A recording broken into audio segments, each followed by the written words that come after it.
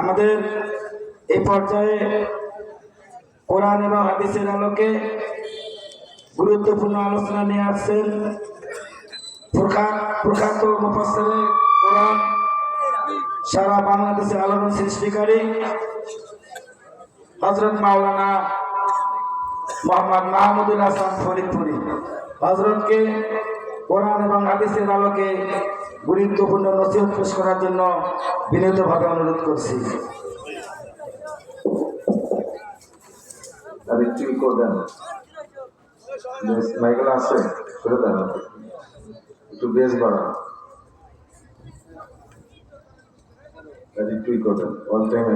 আসসালামু আলাইকুম ওয়া রাহমাতুল্লাহি ওয়া বারাকাতুহু। আপনারা সকলে ভালো আছেন? ইন্নাল হামদুলিল্লাহি নাহমাদুহু ওয়া নাস্তাঈনুহু ওয়া নাস্তাগফিরুহু ওয়া নাউযু বিল্লাহি মিন শুরুরি আনফুসিনা ওয়া মিন সাইয়্যাতি আ'মালিনা। من يهده الله فلا مضل له ومن يضلله فلا هادي له ونشهد أن لا إله إلا الله وحده لا شريك له ونشهد أن سيدنا ومولانا محمدا عبده ورسوله الذي أرسله بالحق بشيرا ونذيرا وداعيا إلى الله بإذنه سراجا وقمرا منيرا أما بعد সকলে আমার সাথে জবান খুলে পড়ুন আউযু বিল্লাহি মিনাশ শাইতানির রাজীম বিসমিল্লাহির রাহমানির রাহিম ولا تقولوا لمن يقتل في سبيل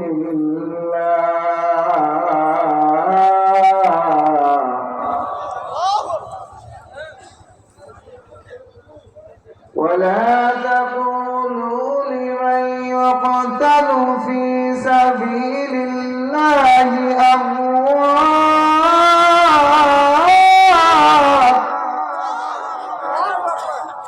بل أحياء ولكن لا تشعرون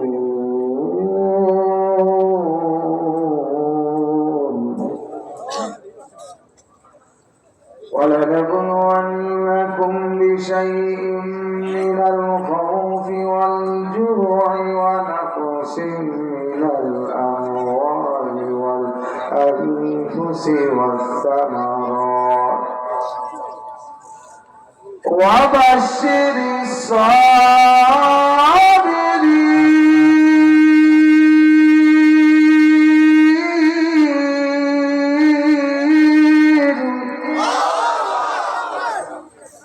الذين إذا أصابتهم مصيبة قالوا إنا لله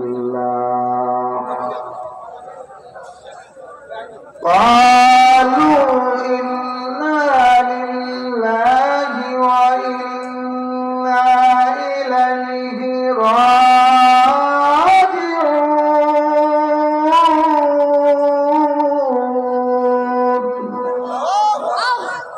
قال النبي صلى الله عليه وسلم নামাজ থেকে নেমে যান, বারবার উঠানামা করলে পরে এটা কাঁপতেছে, আমার ডিস্টার্ব হয়ে যাবে। এজন্য কেউ উঠানামা করেন না, ক্ষতি করেন না মাহফিলে। এমনিতে রাত 11টা বেজে গেছে, এত রাত্রে মাহফিলে দিলে খুবই কষ্ট হয়।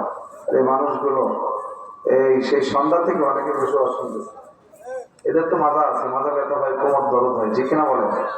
তারপরে এত ধৈর্য ধরে মানুষ আস্তে আস্তে প্যান্ডেল ভরপুর হয়ে যাচ্ছে, আশা করি আরো লোক আসবে ইনশাল্লাহ। পাবেন রাগ হয়েছেন আপনারা? কোরআন থেকে ইনশাল্লাহ কিছু কথা বলবো। আপনারা মন খারাপ করছেন? আমরা তো এই যুবকেরাই তো রাত 12টা 1টা 2টা 3টা পর্যন্ত ঘুম কামাই দিয়ে জেগে জেগে ফেসবুক ইউটিউব চালায়। এই যুবকেরাই তো পাবজি খেলে, এই যুবকেরা রাত 3টা পর্যন্ত জেগে থাকে মেসি আর নেইমারকে দেখার জন্য। ক্রিকেট বিশ্বকাপ হলে এই যুবকরাই তো বিশ্বকাপ দেখার জন্য রাত 3টা পর্যন্ত জেগে থাকে। আজকে ফুটবল নয়, ক্রিকেট নয়, পাবজি নয়, ইউটিউব নয়, ফেসবুক নয়, আজকে আমরা 12টা পর্যন্ত কোন জন্য জেগে থাকবো? ঠিক কি আমরা বলো? অসুবিধা আছে? কেউ ডিস্টার্ব করবেন না, আশেপাশে কেউ কথা বলবেন না। ভাইজান বললেন যে লোক একটু কম হয়েছে, আগের বক্তাও বলেছেন। আসলে অনেকে মনে করে মাহফিলে মানুষ কম হয়। মানুষ হয় কোথায়? গানে। আমি বলি মানুষ যা হয় না মাহফিলে হয়, আর গানে হয় অমানুষ। কথা বলেন না কেন? আরে মাহফিলে তো খাঁটি মানুষ ইমানদাররা আছে। অনেকেই ঘরে শুয়ে শুয়ে মনে করতেছে মজা নিচ্ছে। আর তুমি তো জানো না আজকের মাহফিলে যারা যারা এসেছেন আল্লাহ পাক বলেন ফাশহিদুকুম আন্নী কত গফরতুলাহুম। কোরআনের মাহফিলে যারা বসেছে ওদের জীবনের সব গুনাহ মাফ। তুমি অনেক খুশি হয়েছো, বাড়িতে শুয়ে রয়েছো, লাভ হয়েছে, লাভ হয় না, হাসরের ময়দানে তুমি আফসোস করবা। আর এই যুবকেরাই মুরব্বী বাবারাই হাসরের ময়দানে এই সময়টুকু আপনাকে সুপারিশ করে জান্নাতে নিয়ে যাবে। সেদিন আমি আর আপনি বুঝতে পারবো কোরআনের মাহফিলে শিক্ষা উপেক্ষা করে বসে থেকে কতটা ফায়দা হয়েছে। আলহামদুলিল্লাহ করে বলেন। এই যুবকেরা আমরা তো মধ্যে মুজাহিদ মুসলমান, আমরা খান জাহানের উত্তরসূরি, আমরা শাহজালাল আমনের উত্তরসূরি। হযরত শাহজালাল আমনী সিলেটের জমিনে এসে নারায়ে তাকবীর আল্লাহু আকবার বললেন, রাজা গৌর গোবিন্দ দলবল সহ বাংলার জমিন ছেড়ে চলে গেল। আমরা তো খালিদ বিন ওয়ালিদের উত্তরসূরি যুবকরা চিল্লায় বলো ঠিক কিনা? আমরা বাংলার জমিনে কোরআনের রাজ দেখতে চাই করে বলো ঠিক কিনা? এদেশে হক্কানি আলেম ওলামা ঐক্যবদ্ধ হচ্ছেন, হাসিনার পতন হয়েছে। আমরা 17 বছর কোরআনের কথা বলতে পারি নাই, 16 বছর আমাদের জবানে আটকানো হয়েছে। আজকে আমরা উন্মুক্তভাবে কোরআনের কথা বলতে চাই, কোরআনের পক্ষে থাকতে চাই। আলেম ওলামা যদি আমাদের ঐক্যবদ্ধভাবে ডাকে, কারা কারা তৈরি আছো কোরআনের আন্দোলন করবো, প্রয়োজনে কোরআনের জন্য রক্ত দিব, জীবন দিব, হাত তুলে আল্লাহকে দেখা।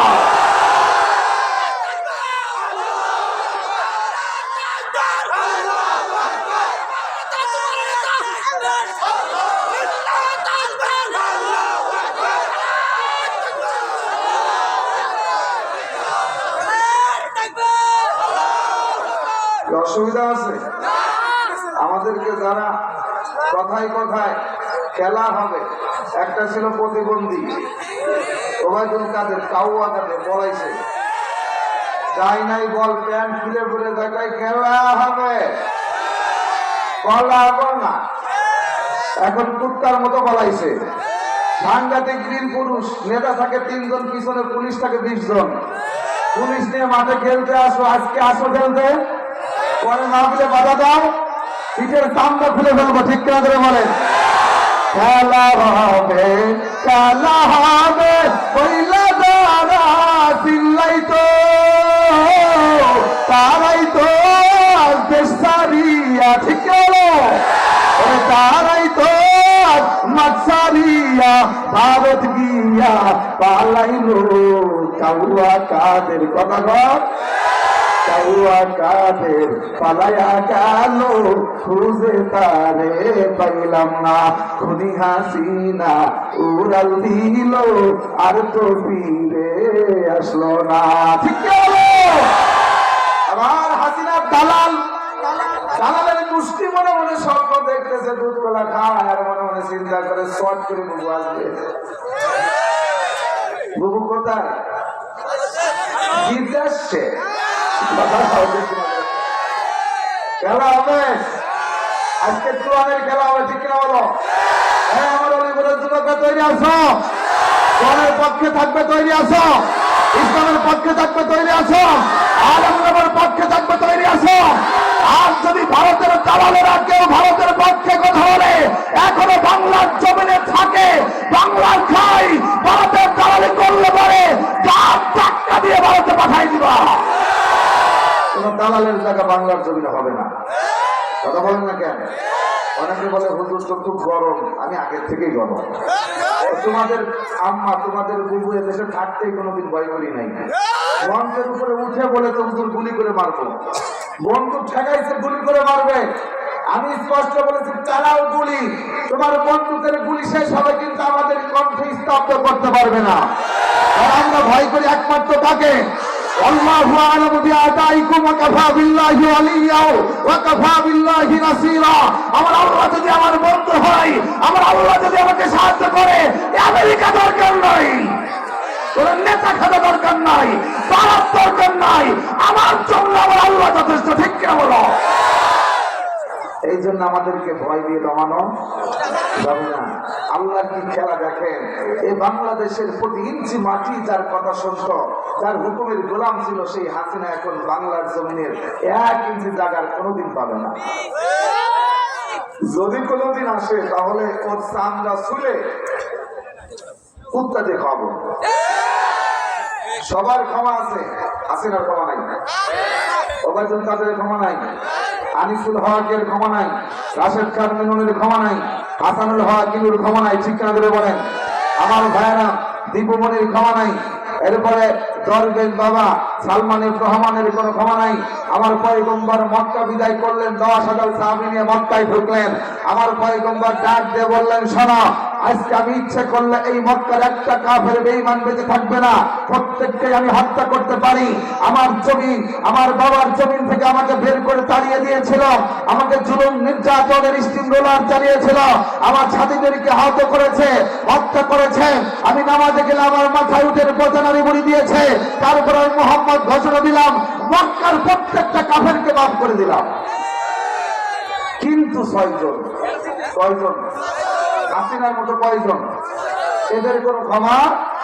ওরা যদি খানা কাবার, হেরাম শরীফ, বাইতুল্লাহ শরীফের গিলাফ করেও চিল্লায় কান্দে, তারপরও বাপ নাই, ওই জায়গায় আঘাত করে জীবন শেষ করে দাও। ঠিক কিনা বলেন? কারণ হাসিনার সাথে আমাদের অনেক হিসাব আছে। 2006 সালে 28 অক্টোবর এদেশের ইসলামী আন্দোলনের কর্মীদেরকে রাজধানী ঢাকার বুকে লগি বইটা দিয়ে তার কুত্তা বাহিনী পিটাইছে এবং তাদেরকে শহীদ করে তাদের লাশের উপরে নাচানাচি করেছে। 2013 আমার ভাইয়েরা 5 মে শাপলা চত্বরে হিফাজতের সাধারণ আলেম উলামা, কোরআনের পাখি, কোরআনের আলেম, কোরআনের হাফেজেরা নবীর ইশকে রাসূলকে গালি দেয়। আরে হাসিনা, তোর আব্বাকে গালি দিলে সাথে সাথে বিচার করো, তোমাকে গালি দিলে বিচার হয়। আমার রাসূলকে আমরা আমাদের জীবনের চাইতেও বেশি ভালোবাসি। রাসূলের জন্য যদি প্রয়োজন হয় রক্ত দিতে পারি, জীবন দিতে পারে মুসলমান। আমার রাসূলকে নাস্তিক ব্লগাররা গালি দেয়, বিচার করো না কেন? নবীর দুশমনদের বিচারের দাবিতে আমরা শাপলা চত্বর গিয়েছিলাম। সেইখানে এদেশের আলেম ওলামাদেরকে তাহাজ্জুদের নামাজের সময়, রহমতের সময় পাখির মতো হাসিনার ডাকাত বাহিনী জালেমের দল গুলি করে করে লাশ বানিয়ে রাজধানীকে কলঙ্কিত করেছে। হিসাব অনেক আছে।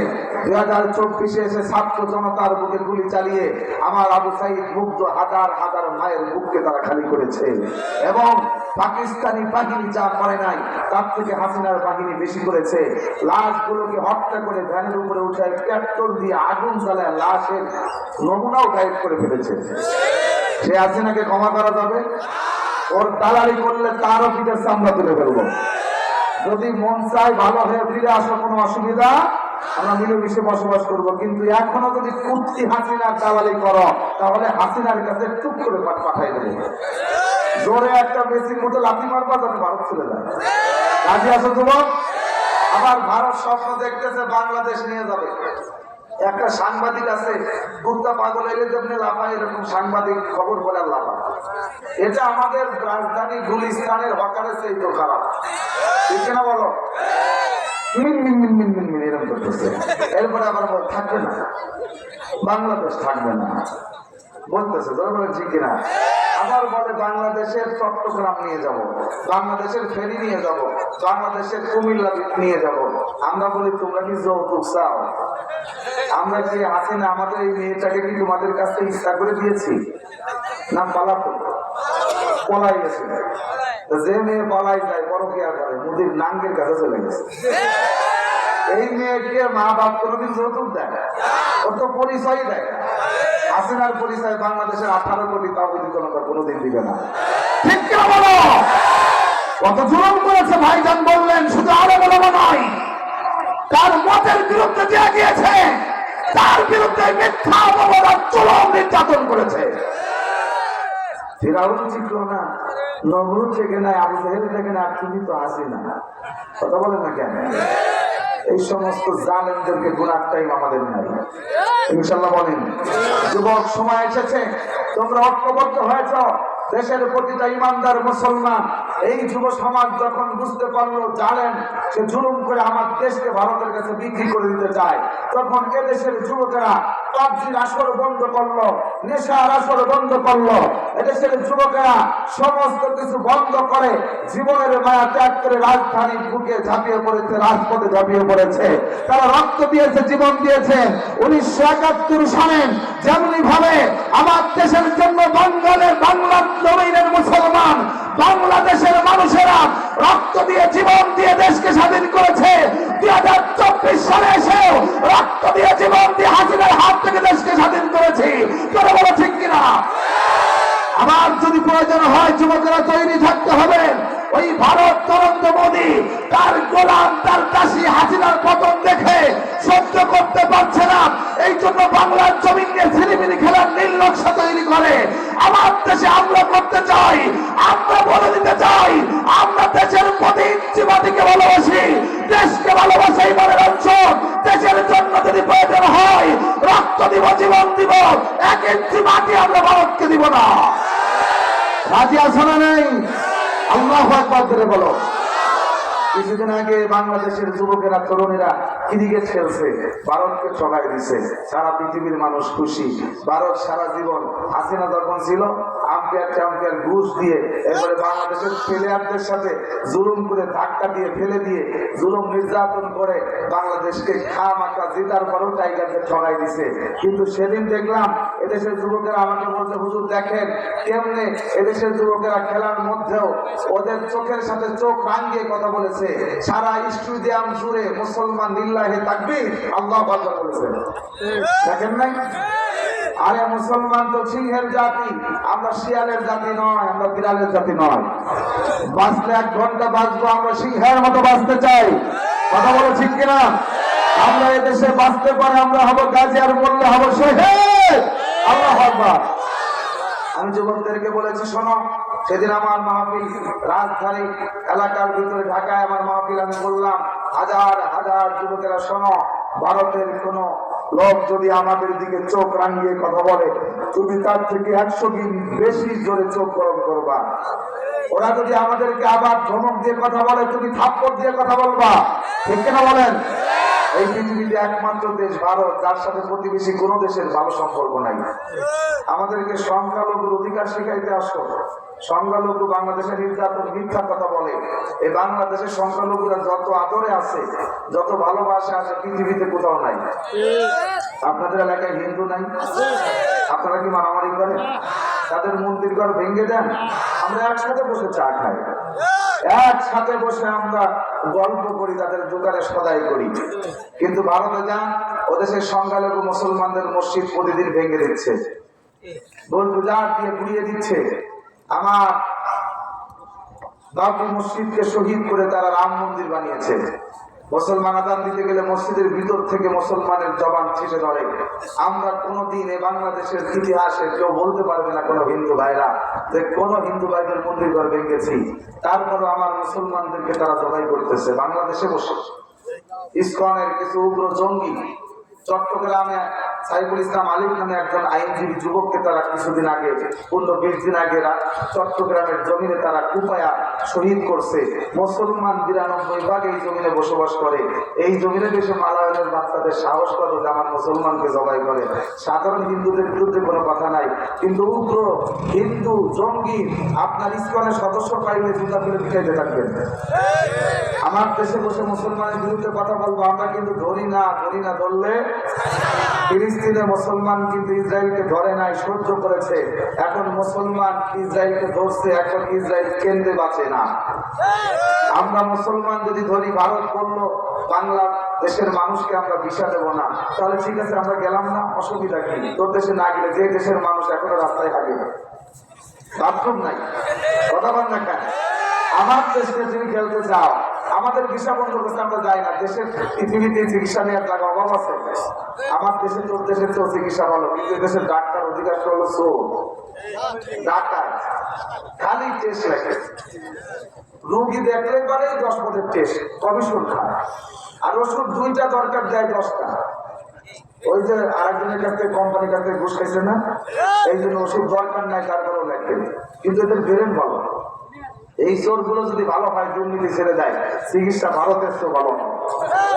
সোয়াল্লা বলেন না কেন? এখন বাংলাদেশের মানুষগুলো ঠিক আছে, তুমি ভিসা দিবা না, তাহলে তোমার দেশেও গেলাম না। যখন যাওয়া বন্ধ করছে তখন ভারতের নাগরিকরা কাঁদতেছে, বাংলাদেশের মানুষ না আসলে আমাদের দেশ চলে না, আমাদের পর্যটন খাত, চিকিৎসা খাত বন্ধ হয়ে যাচ্ছে, আমরা নিয়ে খেয়ে না খেয়ে মরতেছি। বাংলাদেশের মানুষকে না খেয়ে মারতে চাইছিল, এখন মরতেছে ওরা। সুবহানাল্লাহ হয় না? এই জন্য তোমরা পেঁয়াজ দিবে না, আলু দিবে না, তোর পেঁয়াজ আলুর পুষ্টি গিলায়। পাকিস্তান জাহাজ ঘুরে ঘুরে নিয়ে দাঁড়ায় গেছে, খালি বলতেছে না, ঠিক না? এই জন্য তোমাদের সাথে আমাদের সম্পর্ক রাখলে কি না রাখলে কি, তবে শোনো, ভারত তোমার বুকে 35 কোটি মুসলমান আছে, বাংলাদেশে আছে 20 কোটি, আর ওই পাশে পাকিস্তান হলো ভারতের আফগান, ওই পাশে আছে আফগানিস্তান। বাংলাদেশ নিয়ে খেলতে আসতে পারে, দাঁত ভাঙ্গা জবাব দেবো, ভারত ভেঙ্গে খান কেন? ঠিক না করে খান। আল্লাহ কবুল করে ধরে বলে না। আমি আলোচনা করব আমার ভাইয়ারা। আমি সূরা বাকারার 3টে আয়াত করেছি। সূরা বাকারা ধরে বলেন নাম কি? 154, 55, 56 ধরে বলেন কয় নম্বর আয়াত? 154, 55, 56। ওয়াজ যা করবো মনে রাখবেন, কোরআন থেকে কথা বলবো।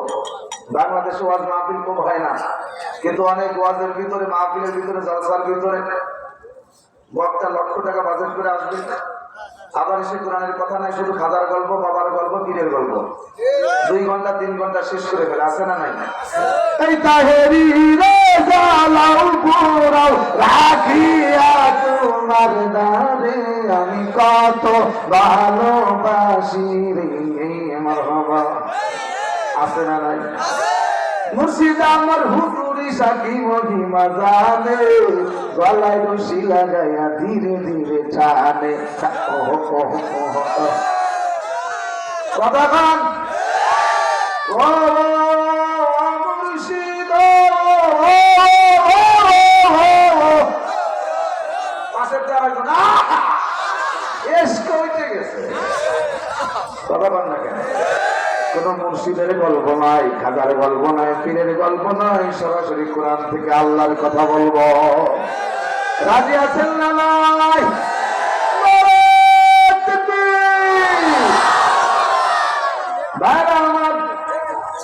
আল্লাহ রব্বুল আলামিন বলেন, ও দুনিয়ার মানুষ শোনো, যে 3টে আয়াত করেছি, সর্বপ্রথম 3টে আয়াতের তাফসীর করব, তর্জমা করব, তারপরে তাফসীর করব।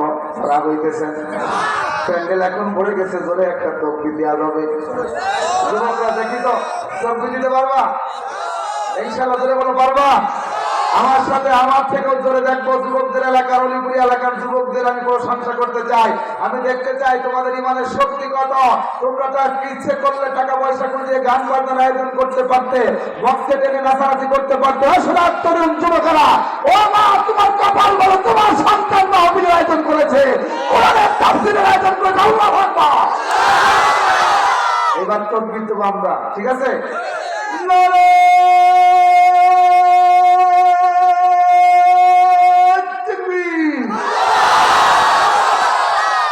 কে বলেছে অলিপুরি এলাকার যুবকদের গায়ে বল না? শুধু একটা 2টা 3টে বিয়ে করবি? রাগ হইতেছেন? তাহলে আমি আগে এই 3টে আয়াতের বাংলা অর্থ শুনবো, এরপরে আমরা তাফসীর করব। আমি সময় খুব বেশি নিব না, 12টার উপরে তো যাবই না। শোনো শোনো, সময় নিব কম, কিন্তু কথা বলবো বেশি। সময় কম হলেও কথা কি হবে? চিপসের প্যাকেট দেখছো, বালিশের সমান একটা, কিন্তু ছিললে পারে ফাঁকি, অল্প 2-3 পিস। আমরা কোনো ফাঁকি দিব না, আমরা পুরোপুরি কোরআন হাদিস থেকে ইনশাআল্লাহ কথা বলবো। ইনশাআল্লাহ বলবো ভাই।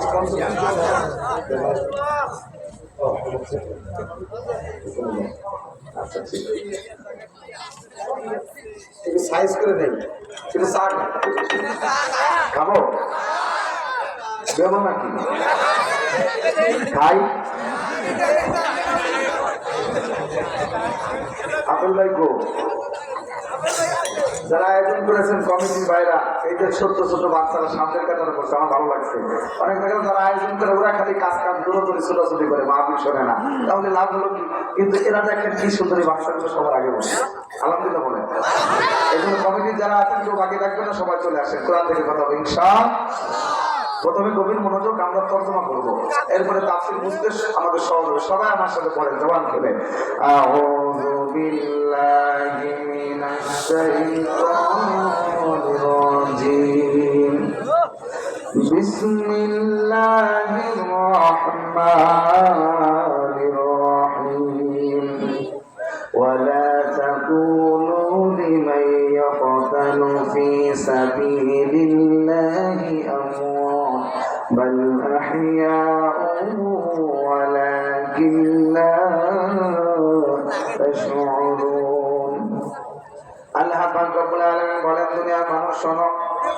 যারা আমি আল্লাহর রাস্তায় জীবন দেয় তারা হলো শহীদ আর শহীদের কোনো মৃত্যু নাই শহীদ আমি আল্লাহর কাছে জীবিত থাকে দুনিয়ার মানুষ তোমরা বুঝো না ولنبلونكم بشيء من الخوف والجوع ونقص من الأموال والأنفس والثمرات আর তোমাদের ইমানের পরীক্ষা আমি আল্লাহ পাক রব্বুল আলামিন পাঁচটা বিষয় নিব এক নম্বরে ভয় ভীতির মাধ্যমে তোমার ইমানের পরীক্ষা দুই নম্বরে তোমার রিজিকের সংকীর্ণতা তিন নম্বরে তোমার জানি চার নম্বরে তোমার মাল পাঁচ নম্বরে তোমার ফল ফসল নষ্ট করে আমি আল্লাহ পরীক্ষা নেব অবাশিরিস সাবিরিন এই কঠিন পরীক্ষা বিপদের সময় যে ধৈর্য ধরবে পরিস্থিতির মোকাবেলা করবে ধৈর্য ধরেন ইমান হারা হবে না ইমানকে ঠিক রেখে আমার উপরে পূর্ণ আস্থা বিশ্বাস রাখবে ভালোবাসবে তাদের জন্যই কেবল সুসংবাদ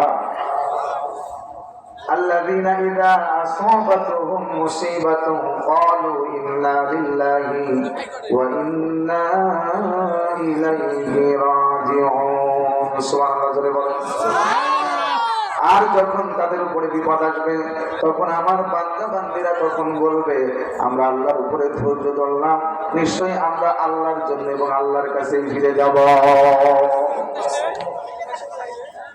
এই যুবক কথা বলবো না সোনামণি তাই কথা বলবো না তোমরা কি আর ডিস্টার্ব দেবো আমাকে আমি কি মন করে কথা বলবো এর ভিতর থেকে যদি একজন উঠে দাও তাহলে কিন্তু আমি ওয়াজ বন্ধ করে দেবো আমার খুবই খারাপ লাগে দেবো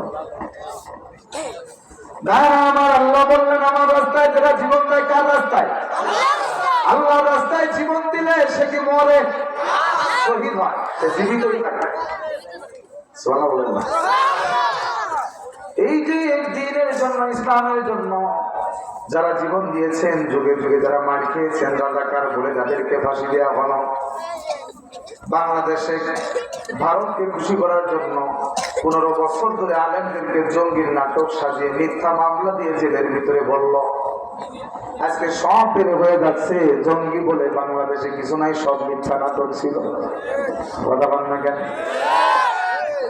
আল্লাহ তাআলা হোসেন সাইনি কোরআনের পাখি আহারে কি সুন্দর সাবলীল ভাষায় বাংলাদেশের মানুষকে সারা পৃথিবীর বাংলা ভাষা যারা বোঝে তাদেরকে কোরআন বুঝিয়েছেন হাজার লক্ষ লক্ষ মানুষ যার তাফসীর শুনে হিদায়াত পেয়ে গেল সেই মানুষটাকে দীর্ঘদিন পর্যন্ত জেলের ভিতরে বন্দী করে রাখলো খুনি হাসিনা শুধুমাত্র হিংসার কারণে আমাদেরকে মানুষ যত ভালো না বাসে আমি এত বড় নেতা প্রধানমন্ত্রী আমার কথা যতটা মানুষ না মানে সাইডি কথা তার থেকেও বেশি মানে আমি যেখানে যাই 20,000 30,000-এর বেশি লোক খুঁজে পাওয়া যায় না স্কুল কলেজ বাধ্যতামূলক বন্ধ তারপরে আবার দুপুরের খাবার ফ্রি বিরিয়ানির প্যাকেট দেয় বাস ভাড়া ট্রাক ভাড়া ফ্রি করে দেয় নেতাদের মিটিংয়ে আসতে পারে 500 করে টাকা দেয় কিন্তু মামুনুল হক যেখানেই যায় লক্ষ লক্ষ মানুষ পাগলের মতো ছুটে আসে কিছুদিন আগে মনে হয় আপনাদের কুড়িগ্রাম এলাকাও ঘুরে গিয়েছেন লক্ষ লক্ষ মানুষ পাগল হয়ে ছুটে আসে এটাই হলো ডাইনি হাসিনার হিংসার কারণ আল্লাহ মিজানুর রহমান আজারি যেখানেই যাক লক্ষ লক্ষ মানুষ পাগল হয়ে ছুটে আসে তাকে টাকা দেয় নাই, পয়সা দেয় নাই, খাবার দেয় নাই, নিজের পকেটের টাকা খরচ করে বাংলাদেশের মানুষ আলেমদেরকে ভালোবাসে। ইসলাম চর্মনায়রা হক্কানি পীররা যেখানে যায় সেখানে লক্ষ লক্ষ মানুষ আল্লাহু আকবার। এগুলো দেখে দেখে ভারত বুঝতে পেরেছে এইভাবে যদি আলেমদেরকে মানুষ ভালোবাসে, আলেমদের পিছনে যুবকরা পাগল হলো, আলেমদের পিছনে সমস্ত মানুষেরা পাগল হলো, এইভাবে যদি বাংলার জমিন চলে গো, তাহলে ভারত বুঝতে পেরেছে বাংলাদেশ আফগানিস্তান হয়ে গেল।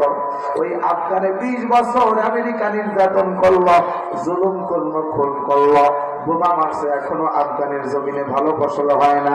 এত নির্যাতন করছে আফগানিস্তানের মুসলমান। ওই তালেবানের দল ডাক দিয়ে বলে, রে আফগানের মুসলমান, বাঁচলে একসাথে বাঁচবো, মরলে একসাথে মরবো, ঈমান নিয়ে মরবো, সুবহানাল্লাহ। তারপর ওই আমেরিকা যদি আমাদেরকে মারে পিঠায়, আমেরিকাকে আর ছাড় দিব না। আমাদের একটা লাখ যদি এখন পড়ে, আমেরিকার 10টা সৈন্যকে আমরা শেষ করে ফেলবো। দিন ইসলামের জন্য প্রয়োজনে মারো, প্রয়োজন হলে মরো।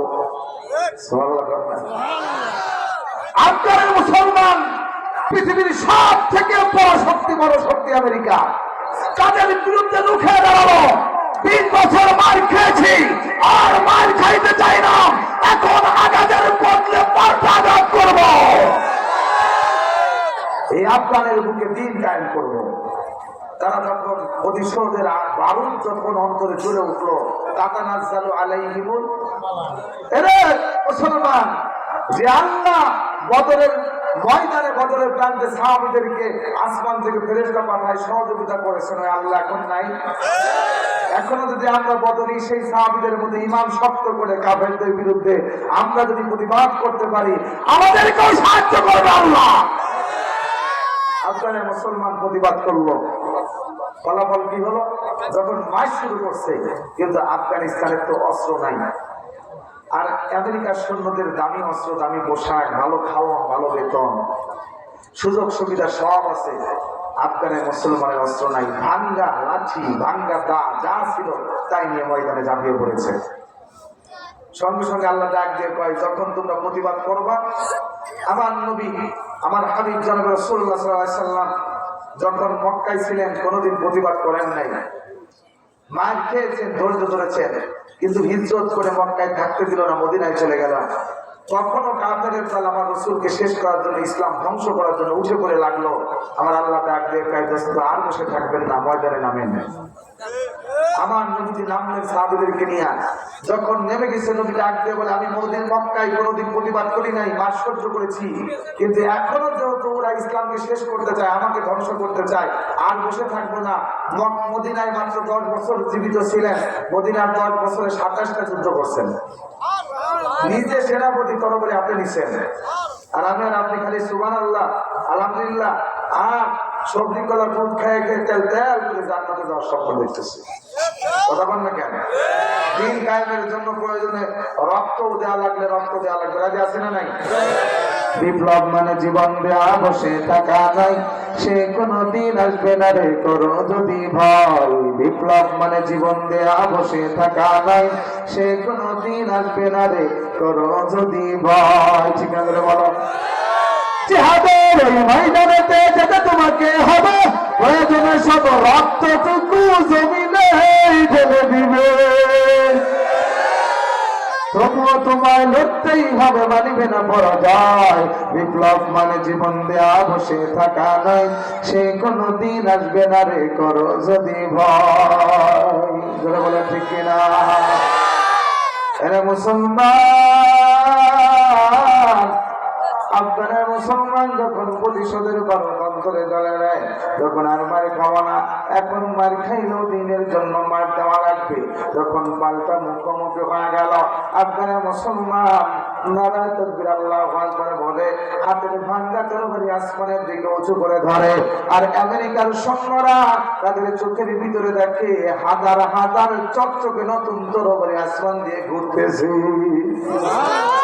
আফগান ছেলে পালায়া চলে গেল। আর আফগানে আসতে পারলো না। এখন আফগানিস্তান হুজুররা চালাইতেছে। এই বাংলার জমিন মুসলমানের জমিন। 70-92 মুসলমান হলো বাংলার জমিনে। এই জমিনে মুসলমান বড় আল্লাহ ভালোবাসে, নামাজ ভালোবাসে। জমিনের ভিতরে কাজ করতে যায়। বাংলাদেশের মুসলমান আসলে আজাদ হয়ে গেছে।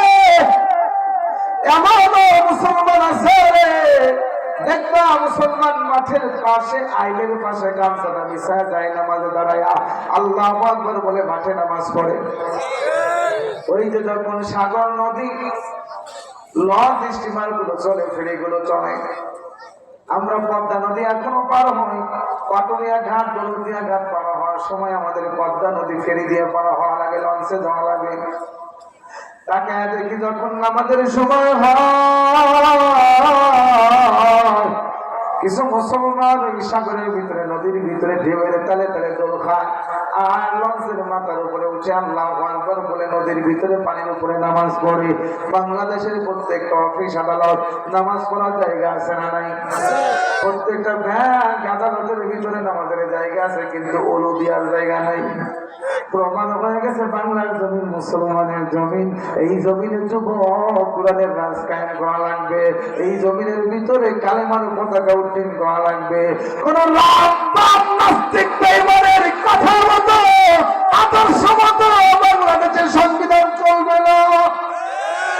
আল্লাহুল খালক ওয়াল আমর, এই জমিন আল্লাহর হুকুম চলবে। কার? কেন আমার আল্লাহর কোরআন কি জমিন চালাইতে পারে না? Complete code of human life আমার আল্লাহ ডাক দিয়ে বলে তোমার মাথা থেকে পা পর্যন্ত, রান্নাঘর থেকে শুরু করে তোমার সংসদ ভবন পর্যন্ত আমি আল্লাহর কোরআন সব জায়গায় চালাইতে হবে। কিন্তু আমরা মুসলমান এখনো বুঝি না, কপাল পড়ে গেছে। যখন মুসলমান বুঝে যাবে কিরে আমার আল্লাহ আমার জীবন দিল, আমার আল্লাহ আমার রক্ত দিল, আমার আল্লাহ আমার চোখ দিল, আমার আল্লাহ আলামনা জাআল্লাহু আইনাইন ওয়া লিসানান ওয়া শাফাতাইন, আল্লাহ কই সুন্দর দুইটা চোখ করে দিলাম, সুন্দর একটা জিহ্বা করে দিলাম, সুন্দর দুইটা ঠোঁট দিলাম। ফি আইয়ি সূরাতিন মাশা আরাকাবাত, আমি আল্লাহ সুন্দর সুন্দর করে আমায় দান করে তোকে সব থেকে সুন্দর করে বানাইলাম। এ বান্দা বান্দির দল, তোর জীবনটা তো আমি আল্লাহ করে দিলাম। যুবক ভাইরা বলো তো আমাদের জীবন কে দিছে? কোন ডাক্তার দিছে? ইঞ্জিনিয়ার দিছে? মা দিছে? বাবা দিছে? কাইফা তাকফুরুনা বিল্লাহ ওয়া কুনতুম আমওয়াত ওয়া আহইয়াকুম, কেমনে তারপরেও তুমি নাফরমানি করো? তুমি তো ছিলে বড়, তোমার জীবনটা আমি আল্লাহ দিছি। হুয়া ইউহয়ী ওয়া ইউমীত,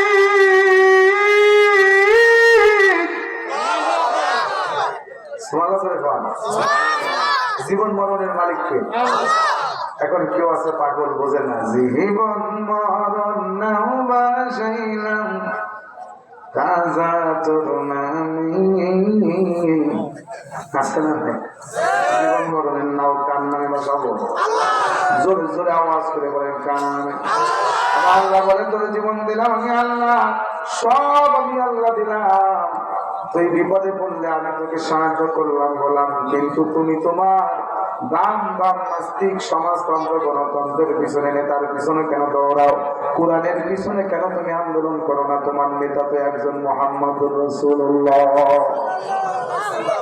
তোমার নেতা চুরি করে, তোমার নেতা ডাকাতি করে, তোমার নেতা দুর্নীতি করে, মদ খায়, মিথ্যা বলে, কিন্তু আমার রাসূল 63 বছর বয়সে জীবনে একটা মিথ্যা কোনোদিন বলে নাই। আমাদের নেতা কে? লাকাদ কানা লাকুম ফি রাসূলিল্লাহি উসওয়াতুন হাসানাহ, সব থেকে সুন্দর উত্তম আদর্শের নাম হলো মুহাম্মদ সাল্লাল্লাহু আলাইহি ওয়াসাল্লাম। এর থেকে বড় আদর্শ যুবকদের কেউ আছে? মেসি না, নেইমার না, কোন ক্রিকেটার নয়, সাকিব আল হাসান নয়, যুবক কোন নায়ক নয়, কোন নায়িকা নয় রে। তোমার আমার জন্য একমাত্র আদর্শ মুহাম্মদ সাল্লাল্লাহু আলাইহি ওয়াসাল্লাম। আমার নবীকে আল্লাহ পাক কেন ছাগল চড়াইলেন? এর মুসলমান কোন গরিব মানুষ পুরুষ কোন রাখাল যেন বলতে না পারে মোহাম্মদ তো অনেক বড় মানুষ ছিল, আমি কেন তাকে আদর্শ মনে করব? আমি ছাগল চড়াই, মাঠে কাজ করে নবী মোহাম্মদকে কোনদিন ছাগল চড়াইছে? আমার আল্লাহ ডাকতে বলে আমার দোস্ত হাবিব তোর আদর্শ, আমার নবী মোহাম্মদকে আমি ছাগলের রাখাল বানাইছি। আর একজন বলে আমি তো বড় নেতা, আমি এমপি, আমি মন্ত্রী, আমি প্রধানমন্ত্রী, রাষ্ট্রনায়ক, আমি কেন মোহাম্মদকে অনুসরণ করবো সাল্লাল্লাহু আলাইহি ওয়াসাল্লাম? তুমি কত বড় নেতা, তোমার চাইতে বড় নেতা, তোমার থেকেও বড় রাষ্ট্রনায়ক, প্রধানমন্ত্রী আমার নবী, আমার পয়গম্বর ছিল। এই জন্য আমাদের আদর্শ একমাত্র কে? কিন্তু হুজুর যদি বয়ান করে মসজিদের ভিতরে, আমার মুসল্লি বাবারা, আমি আপনাদের ইমাম জুমার নামাজ পড়াইতে এসেছি, শোনেন, আমি যতদিন এই মসজিদের প্রতিবাসী ততদিন কোরআন দিয়ে বয়ান করব, কোরআনের বাইরে কিছু করব না, কোরআন ছাড়া মসজিদে কিছু চলবে না। হুজুর যদি এই কথা বলে, সাধারণ মুসল্লি বলে ঠিক আছে হুজুর। হুজুর যদি এই কথা বলে, ইমাম সাহেবের উপরে কমিটিও খুশি হয়ে যায়। কিন্তু পরের জমাই ইমাম সাহেব ডাক দিয়ে বলতেছে, মুসল্লি ভাইরা, আমি আপনাদের ইমাম, এই সমাজের ভিতরে কোরআন ছাড়া কোনো কিছু চলবে না। আপনার মেয়ে বিবাহ, আপনার ছেলের খাজনা দিচ্ছেন, বস বাঁচতে পারবে না। আপনার সমাজের বাইরে, আপনার সমাজের বিরুদ্ধে মাদক চলবে না, সুদ চলবে না, আপনার সমাজের ভিতরে ঘুষ চলবে না। আমি কতদিন আছি এই সমাজের বাইরে, আমি সমাজের ভিতরে কোরআন ছাড়া, নবী মুহাম্মদ ছাড়া অন্য কোন রাজনীতি চলবে না। সাথে সাথে দুই ভাগ। আগের জমায় সবাই এক ভাগ মানছে, মসজিদ কোরআন দিয়ে চালাইতে রাজি আছি আমরা, মাদ্রাসা কোরআন দিয়ে চালাইতে রাজি আছি আমরা, কিন্তু সমাজ কোরআন দিয়ে চালাইতে রাজি নাই, রাষ্ট্র কোরআন দিয়ে চালাইতে রাজি নাই। আছে না নাই? কুড়িগ্রামে নাই। কেন? এই কোরআনকে আপনি কি মনে করেছেন? আপনি মুসলমান না? আপনার দিলে কি কোরআনের জন্য একটু মায়া লাগে না? যারা এটা তো আমার আল্লাহর কালাম, এটা তো আমার আল্লাহর সংবিধান, সুবহানাল্লাহ বলেন। এটা আমি কেন মানতে পারি না? তাহলে তুমি মুসলমান নয়, তুমি মুনাফিক। ঠিক আছে? কোরআন কিছু মানতে, কিছু ছেড়ে দিবেন, এ সুযোগ দিছে? কমপ্লিট মানতে হবে। জোরে বলেন সুবহানাল্লাহ। কোনো বিসিলমি কাফা, পরিপূর্ণটুকু। তুমি হজ করবা কোরআন দিয়ে, তুমি নামাজ পড়বা কোরআন দিয়ে, যাকাত দিবা কোরআন দিয়ে, রোজা রাখবা কোরআন দিয়ে, আর তুমি রাজনীতি করবা লেলিন ক্যাম্পাসের মত দিয়ে, তোমার মতো মুনাফিক আল্লাহর দরকার নাই। কথা বল না কেন? তাহলে আব্দুল্লাহ ইবনে উবাই, এটা দোষ ছিল কি? সব থেকে বড় মুনাফিক। ও তো নামাজ পড়ছে, হজ করছে, যাকাত দিছে, সব ঠিক আছে। আপনি নামাজ পড়েন অলিপুরের কেন্দ্রীয় মসজিদের ইমামের পিছনে, রংপুর কুড়িগ্রামের কেন্দ্রীয় মসজিদের ইমামের পিছনে, আপনি নামাজ পড়েন বাইতুল মুকাররমের ইমামের পিছনে, আপনি নামাজ পড়েন মক্কা মদিনার ইমামের পিছনে, আর আব্দুল্লাহ ইবনে উবাই নামাজ পড়ছে রাসূলুল্লাহর পিছনে। এত কিছু থাকার পরেও জান্নাতে না যাওয়ার কথা? কারণ সব ঠিক ছিল, কিন্তু কোরআনের আইন, আল্লাহর আইন জমিনে প্রতিষ্ঠিত হোক, এটার বিরোধিতা করেছে। এই জন্য আমরা কোরআনের বিপক্ষে যেতে পারবো না। এই জন্য মুসলমান, আল্লাহ পাক রব্বুল আলামিন বলেন, বান্দা তোর ইমানের ভিতরে আমি আল্লাহ পাক রব্বুল আলামিন পরীক্ষা নেব।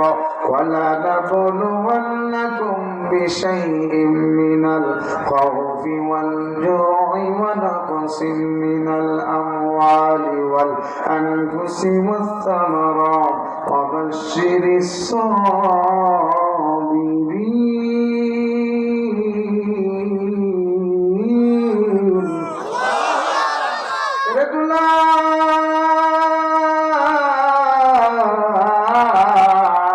তুমি যদি ইমানের দাবি করো, তোমার ইমানের উপরে কঠিন ভয় দেওয়া হবে, তোমাকে মার দেওয়া হবে, তোমার জানের ক্ষতি হবে। আরে মুসলমান, কেমন ভয়, কেমন তোমাকে নির্যাতন করা হবে শোনো। যেমন নির্যাতন আর যেমন ভয় আমার বেলালকে করা হয়েছিল। হযরত বেলাল দেখতে বড় কালো, কিন্তু তার ইমানটা বড় ভালো। বেলাল উমাইয়ার বাড়ির গোলাম। হযরত বেলাল রাদিয়াল্লাহু আনহু রাতের বেলা আল্লাহর জিকির করে শুরু করেছে, আল্লাহু আহাদ।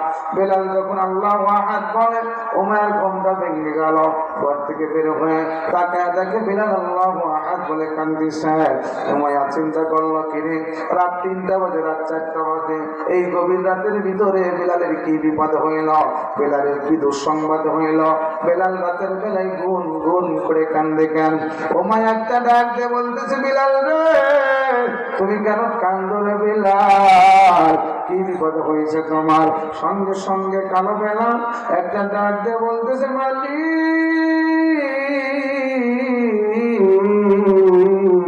আমার কোনো বিপদ হয় নাই, আমি কান্দি, আমি একজনের প্রেমে পড়েছি, আমার আল্লাহর প্রেমে আমি পড়ে গিয়েছি। যুবক রে, তুমি তোমার বান্ধবীকে ভালোবাসো, আই লাভ ইউ করো, এই জন্য বান্ধবীর জন্য তোমার মায়া, বান্ধবীর জন্য তোমার প্রেম। এ যুবতী বন্ধুরি, তোমার বন্ধুরে ভালোবাসো, এই জন্য বন্ধুর জন্য তুমি পাগল, তুমি দিওয়ানা। কিন্তু তোমার ভালোবাসা অবৈধ ভালোবাসা। শিববাড়ি এলাকার গোলাফান অবৈধ প্রেম করে না। তাই হুজুর আপনি এত প্রেমের বিরুদ্ধে হন, নবীরা প্রেম করছে, ওরে ভাবা কি হলি রে, প্রেম করেছে নায়ক নবী, তার প্রেমের গিমা বিবি গো, তারে 18 সাল কিরাই খাইলো, 18 সাল আছে না নাই, 18 সাল কিরাই খাইলো, তবু প্রেম সটল না দরদি, প্রেমের মারা জলে ডুবে না, প্রেমের মারা বলে জল, প্রেমের মারা বলে জলে ডুবে না, তুই সবার আগে ডুববি। আর আইও তুমি প্রেম করছে তার বোর সাথে, তুই তোর বোর সাথে কর, মানা করছে কিনা? তুই বান্ধবীর সাথে প্রেম করো কেন? আছে না নাই? আজকাল প্রেম করতে তো সময় লাগে না, চিঠি লাগে না, মোবাইলের ভিতরে হ্যালো ও 10 থেকে জরি না কয় বলো, প্রেম শুরু হয়ে গেল। ছেড়াদিনই প্রেম মোবাইলের ভিতরে, জামানা মোবাইলে খাইছে জামানা, ইউটিউবে খাইছে জামানা, ফেসবুকে খাইছে জামানা, ইমোতে খাইছে, ছোট ছোট পোলা মায়া তিরি জমাইছে, কথা হয় না কা? 4 5 পরে গোলাপ ফুল নিয়ে বান্ধবীর আই লাভ ইউ, কথা বল না কেন? আবার হুজুর আমি মুজাহিদ, আমি 3 প্রেম করি, আর মেয়ে মানুষের মন আরো বড়, কাউরে না করে না, আন্তর্জাতিক বিমানবন্দর সব এই জায়গা সেট হয়, কথা বল না কেন? প্রস্তাব দিলেই কবুল করে, আছে না নাই? 12 বাতারি এত প্রেম আসে করতে, তুই প্রেম করবি তোর বোর সাথে, আর তোমার বিবি তোমাকে ভালোবাসবে, একসাথে ভালোবেসে এক খালার ভিতরে আই লাভ ইউ বলবা, আর মুখে বাদ করে দিবা, জীবনের সব ছবি লাগবে না, শোন হয় না? আছে না? আছে না? রাগ হইতেছেন? রাত হয়ে গেছে, শেষ করে দিন। হ্যাঁ, ফজর পড়া লাগবে ইনশাল্লাহ। বলো আমার যুবকেরা এত কষ্ট করে মাহফিল আয়োজন করছে, নামাজ পড়তে শুরু করে দাও। যুবক, তোমার মতো কত যুবক আছে, বিশ্বাস করো, হাজার যুবক আছে দেশে যারা স্কুল কলেজ ভার্সিটি পড়ে, চাকরি করে, কাজ করে, আবার নামাজের সময় বলে সব রেখে মসজিদে ঢোকে, রিক্সা চালায়, ভ্যান চালায়, ঠেলাওয়ালা, কুলি, এরপরে কাজ করে, অফিস করে, বড় অফিসার, এমনও আছে দেখবেন সব ঠিক আছে, কিন্তু নামাজের সময় রিক্সায় শিকল দিয়ে মসজিদে ঢুকে যায়। তো তুমি পারবে না যুবক? তুমি পারবে না? ইনশাআল্লাহ বলো। তোমাকে শয়তান ধোঁকা দেয়, শয়তানকে লাথি মেরে মসজিদে ঢুকে দেবা। কারণ তুমি আর আমি কয়দিন বাঁচবো, কারো গ্যারান্টি আছে? যদি যুবক বলে হুজুর হ্যাঁ আমি আরো 1 বছর বাঁচবই, তাহলে তুমি নামাজ আরো 6 মাস পরে পর আমি তোমাকে বাধা দিব না, কিন্তু এই গ্যারান্টি তো কেউ দিতে পারবে না। কত যুবক ঘর থেকে বের হয় সুস্থ মানুষ, হঠাৎ করে মোটর সাইকেল অ্যাক্সিডেন্ট করে দুনিয়া থেকে শেষ। কত যুবক রাতে ঘুমাইছে, আর কোনদিন চোখ দুইটা খুলে দেখতে পায় না, স্টপ করে দুনিয়া থেকে বিদায় হয়ে গেছে। এ যুবক বন্ধুরে, এ মুরব্বী বাবা বন্ধুরের মা, আমি যদি আজকে মারা যাই, ঘরের ভিতরে যদি আমার মৃত্যু হয়, ঘরের ভিতরে আমার লাশটা রাখে না। কিছুক্ষণ পর ইমাম সাহেব ডাক দিয়ে বলে, ভাই গো তোমার বাবা যেহেতু মারাই গেছে ঘরে লিখে নামায়, জলদি করে ঘর থেকে বের করো, মসজিদের চারপর পালকিটা চলে এসেছে। ওই লাশটাকে খাটের উপরে চড়াইয়া গরম পানি শুরু করছে। এক একজন এক এক কাজ করে, কেউ গরম পানি দেয়, কেউ আবার বাঁশ জঙ্গলে বাঁশ কাটতে যায়, কেউ কবর করতে যায়, কেউ বাজারে গেছে কাপড় কেনার জন্য। এক একজন এক কাজ করে, কিন্তু উদ্দেশ্য সবার একটাই, লাশটাকে তাড়াতাড়ি কবরে নামাও। বড়ই পাতা গরম পানি দিয়ে গোসল শুরু হয়ে যাবে। আমি আর তুমি তখন মনে মনে চিন্তা করবো, জীবনে কত গোসল করলাম রে। এইভাবে কোনোদিন বড়ই পাতা দিয়ে গরম পানির গোসল তো কোনোদিন করিনি। গোসল কমপ্লিট করাইয়া এই যে কত রং বেরঙ্গের পোশাক তোমরা পরো, এই কাপড়গুলো টেনে টেনে খুলে ফেলবে। আর একজন কোমরে হাত দিবে, কোমরের ভিতরে কালো সুতা থাকলে এটাও কেটে ফেলবে। 3 টুকরা কাপড় পুরুষ হইলে, মহিলার জন্য মাত্র 5 টুকরা কাপড়, কোনো কিছুই বেশি দিবে না। 3 কাপড়ে পুরুষ বিদায়, 5 কাপড়ে নারী। 2 দিনের এই দুনিয়াতে কিসের বাহাদুরি রে মানুষ, কিসের বাহাদুরি। যুবক ভাইদের তোমার স্কিন সুন্দর রাখার জন্য এবাদালের যুবতী তুমি সুন্দর প্রদর্শী করানোর জন্য এই চারার ভিতরে কত যত্ন নিলা, সাবান মাখাইলা, ফেসবুক মাখাইলা। যুবতী বন্ধু ভাই, এই সুন্দর দেহটা তুমি যদি খবরে চলে যাও আর সুন্দর থাকবে না। 24 ঘন্টা পরে তোমার এই দেহের ভিতরে পোকামাকড় ঢুকে যাবে। এই সুন্দর দেহটাকে পোকামাকড়ে ছিঁড়ে ছিঁড়ে খাবে। তোমার চারার ভিতরে পোকামাকড় কিলুবিলু করবে, তোমার মাথার ভিতরে পোক ঢুকে যাবে, পেটের ভিতরে দুর্গন্ধ পোক ঢুকে যাবে। তোমার বন্ধু তোমার ঘাড়ে হাত দিয়ে ঘুরতে পছন্দ করে, এখন যদি তুমি মরে যাও, এই বন্ধু তোমার ঘাড়ে হাত দিতে চায় না। যদিও লাশের গায়ে হাত লাগছে, তোমার সেই বন্ধু যে তোমার ঘাড়ে হাত দিয়ে চলতো, ওই বন্ধু পর্দার আড়ালে গিয়ে সাবান দিয়ে হাতটা দিয়ে ফেলে দেবে। যুবকরে তোমার এত সুন্দর চেহারা, যুবতী মেয়েরা তোমাকে তাকায় তাকায় দেখে। যুবতী বোন, পর্দা করো না, বেপর্দায় তুমি আল্লাহর নাফরমানি করে রাস্তায় বের হয়ে যাও। চোখে লিপস্টিক লাগাও, চোখে মাস্কারা লাগাও, রাস্তায় বের হও, বোরকা পরো না, অন্যা বুকের ভিতরে তোমার নাই। যুবকরা তোমাকে তাকায় দেখে আর তুমি মজা নাও। যুবতী বন্ধে, আজকে যদি তোর মৃত্যু হয়ে যায়, তোর দিকে তাকানোর জন্য কত যুবক সিরিয়াল ধরে পাগল ছিল। এখন যদি যুবতী বোন তোমার মৃত্যু হয়ে যায়, লাশটা তোমাকে দাফন করা সম্ভব না। এলাকার মানুষ বলে এই মেয়েটার বাবা সিঙ্গাপুরে থাকে, প্রবাসে থাকে, একমাত্র মেয়ের মৃত্যুর খবর শুনে বাবা দেশে আসবে। অনেক সময় এরকম ঘটনা আছে না নাই? মার মৃত্যুর খবর শুনে ছেলে ইমার্জেন্সি ভাবে দেশে রিটার্ন ফিরে চলে আসে।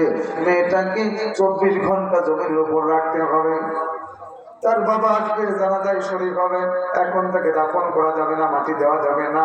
24 ঘন্টার জন্য লাশটা কোথায় থাকবে? জমিনে থাকবে। তোমার ভিতরে এখন জীবন নাই, তুমি হয়ে গেছো লাশ। যুবতী বন্ধে, তোমাকে দেখার জন্য রাস্তার যুবকরা পাগল ছিল। এখন তুমি যদি লাশ হয়ে যাও রে যুবতী বোন, তোমার দিকে 24 ঘন্টা হয়ে গেলে কেউ ফিরেও তাকাবে না। তোমার শরীর থেকে, দেহ থেকে পচা গন্ধ বের হইতে শুরু করছে। তোমার দিকে যদিও কেউ তাকায়, সঙ্গে সঙ্গে নাকে হাত দেয়, মুখে রুমাল দেয়, গন্ধ বের হয়। এই জন্য কিসের অহংকার করো, কিসের গৌরব করো? খবর কিন্তু তোমার আসল ঠিকানা। কতক্ষণ? এই জন্য মরতেই হবে, আল্লাহর রাস্তায় মরতে চাই। যদি সুযোগ আসে, যদি প্রয়োজন হয়, আল্লাহর জন্য রক্ত দিব, জীবন দিব। নারে তাকবীর। বেলাল আল্লাহর পাগল, বেলাল প্রেম করছে, অবৈধ প্রেম না। দুনিয়ার কোন যুবতীর সঙ্গে বেলালের সম্পর্ক না। বেলাল ডাক দিয়ে বলে উমাইয়া রে, আমি একজনের সাথে প্রেম করলাম, সম্পর্ক করলাম, তিনি হলেন আমার মালিক, আমার রব আল্লাহ। ইন্নাল্লাযীনা ক্বালু রাব্বুনাল্লাহ সুম্মা ইসতাকামু, আল্লাহ পাক বলে আমাকে রব বলে, সীসা ডালা প্রাচীরের মতো অটুট থাকা লাগবে। মায়েরা সুখ জেনা সুখ ফাঁসি না সুখ অসুবিধা নাই, সব সহ্য করা লাগবে। বেলাল তখন ডাক দেয় আমি আল্লাহ ভালোবাসি, আমি মুহাম্মদ রাসূলুল্লাহ ভালোবাসি। উমাইয়া বড় রাগ হয়ে গেল, ডাক দিয়ে বলতেছে আবু জেহেল আয় রে বন্ধু আয়, আমার বাড়ির গোলাম। বেলাল আগে ভালো ছিল, এখন ভালো নয়। কি হয়েছে বেলালের অপরাধ কি? ডাক দিয়ে বলতেছে বেলাল তো এখন এক আল্লাহর গোলামি করো, মূর্তি পূজা বন্ধ করে দিছে। আবু জেহেল রাগ হয়ে গেল, হযরত বেলালের গলার ভিতরে রশি পেঁচাইয়া মরুভূমির ভিতরে টানতে টানতে নিয়ে গেল রে মুসলমান।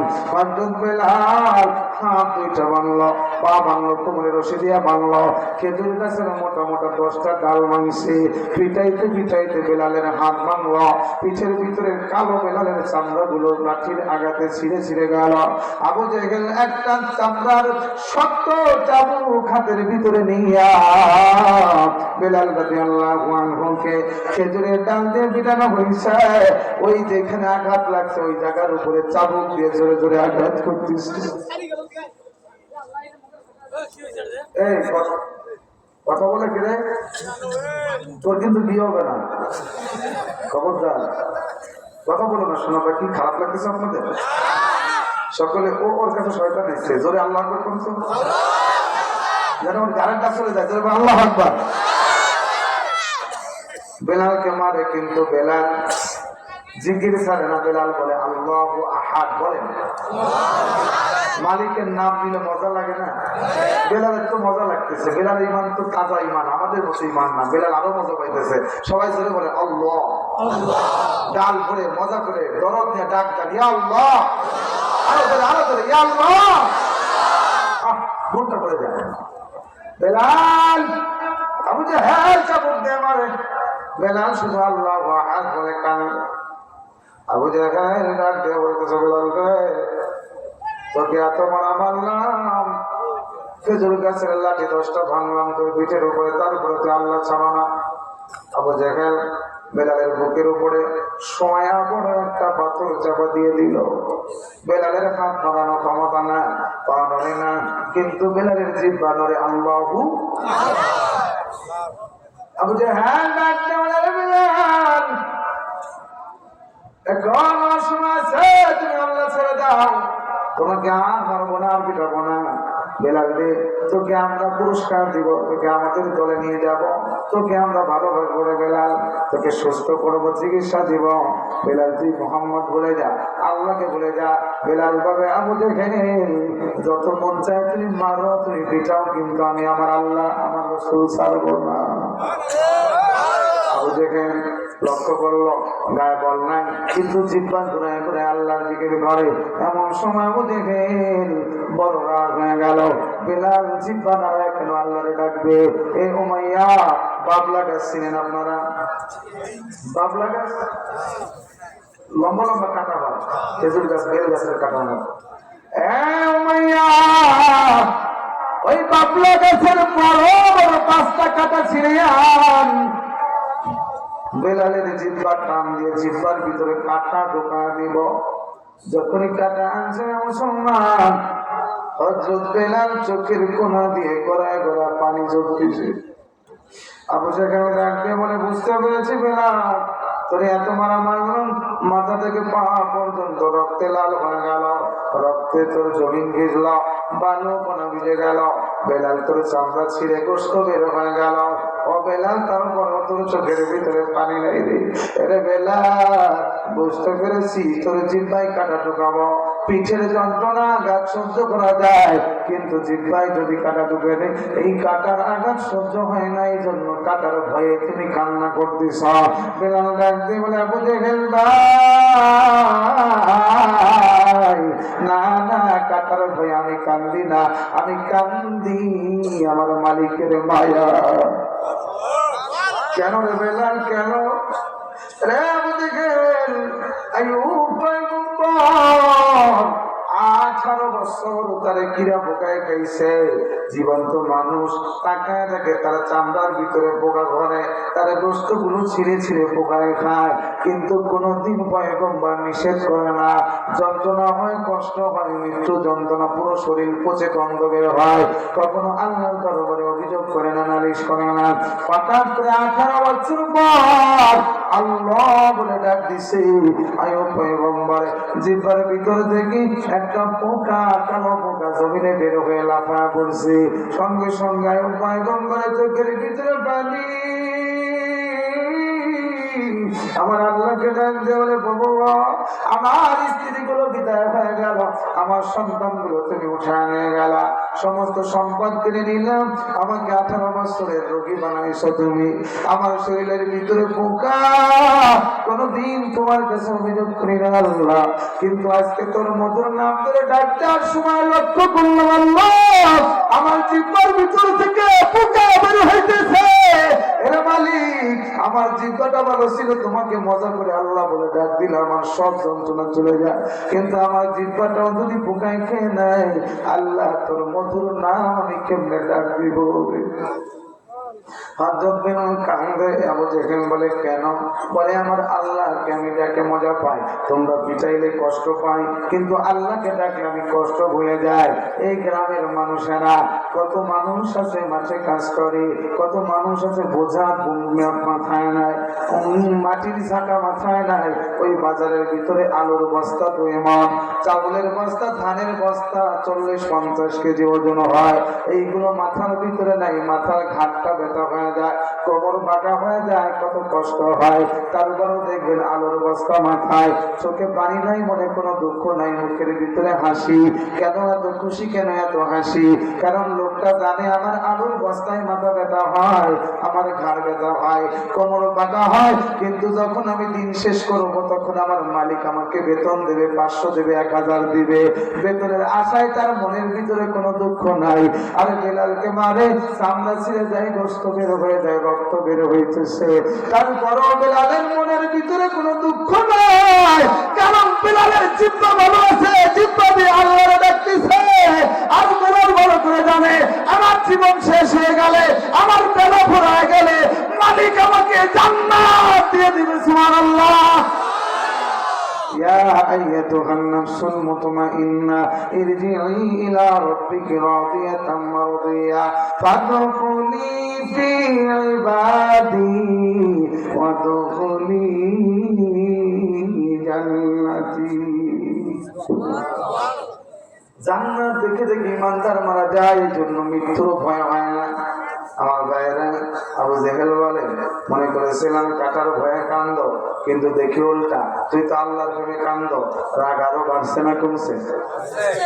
বেঈমান আবু জেহেল হযরত বেলালের জিহ্বাটা টান দিয়ে বের করে 5 টাকাটা একটা করে ঢুকায় দিল। এরে মুসলমান, সামান্য একটা মাছের কাটা যদি একটু জিহ্বায় লাগে তাহলে আমাদের সহ্য হয় না, 5 টাকাটা ঢুকাইছে। বেলাল ডাকতে বলে, মালিক আমি চুরি করি নাই, ডাকাতি করি নাই, কোনো অপরাধ করি নাই, শুধু তোমারে ভালোবাসি। আল্লাহ আমি কালো বেলা, আমি তোমার পাগল, আমি আমার নবীর বড় আশিক, নবীর পাগল।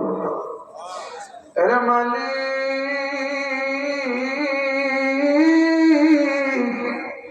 আল্লাহ বুঝেছেন আমাকে মারে, মনে দুঃখ নাই, আমি শুধু জানতে চাই তুমি কি আমার উপরে খুশি? আমার আল্লাহ ডাক দিয়ে বলে, আমি তোমার উপরে খুশি, আমি তোমার জন্য পুরস্কারের ব্যবস্থা করেছি জান্নাত।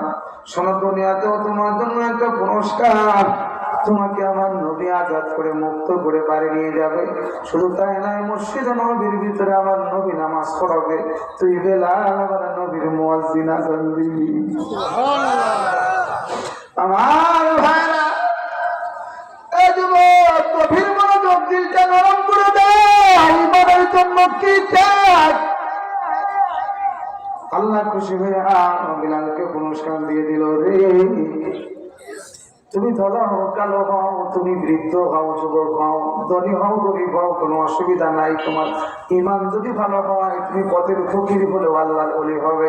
আল্লাহ إن أولياء الله لا خوف عليهم ولا هم يحزنون الذين آمنوا وكانوا يتقون তোমার ইমান যদি ভালো হয় আর তুমি যদি মুত্তাকি হও এসি ডিসি এমপি মন্ত্রী বড় আলেম বড় বক্তা হওয়া লাগবে না ইমান যদি ভালো থাকে তাজা থাকে সুন্দর থাকে আর যদি তোমার শিরক না থাকে আর তুমি যদি মুত্তাকি হও পরেজগার হও তাহলে তুমি আমি আল্লাহর ওলি হয়ে যাবে তুমি নেতা হও আর কর্মী হও তুমি যদি উমরের মতো হও তুমি আমার ওলি আল্লাহ আকবার বলে বলেন সুবহানাল্লাহ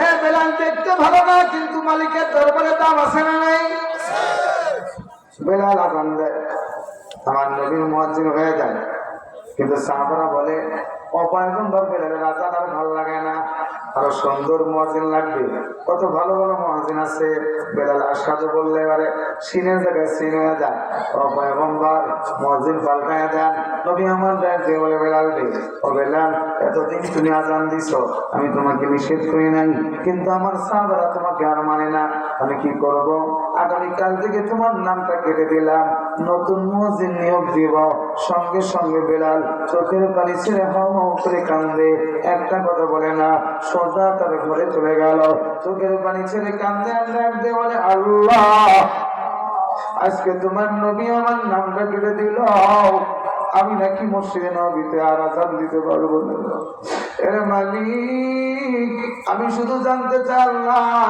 এই দুনিয়ার কেউ না জানো তুমি তো জানো আমার জিহ্বার ভিতরে বড় বড় ফোঁটা হয়ে রয়েছে ছিদ্র হয়ে রয়েছে আবু জাহেল আমার জিহ্বা ছিদ্র করে দিয়েছে আল্লাহ আমি জানতে চাই আমার কি অপরাধ আমি কেন আযান দিব না তোমার নবীর সামনে দাঁড়ায়া আমি আযান দিলে আমার মনটা ভালো লাগে আমার নবীর পিছে দাঁড়ায় আমি ইকামত দিলে আমার মনটা ভালো লাগে তোমার নবী আমার নামটা কেটে দিল কারণ সাহাবারা আমারে পছন্দ করে না আল্লাহ গো তুমি বলো আমার নামটা কি তোমার খাতায় আছে নাকি তুমিও কেটে দিছো মালিক চোখের পানি ছেড়ে কান্দে আমার আল্লাহ ডাকতে বলে বেলাল টেনশন করবে না তুই যা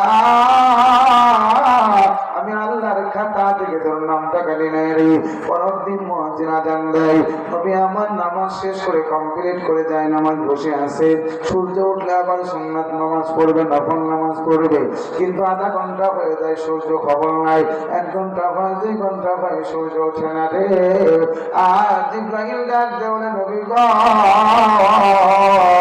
সারাদিন বসে থাকলেও সূর্যের দেখা পাবেন না কারণ বেলাল আযান দেয়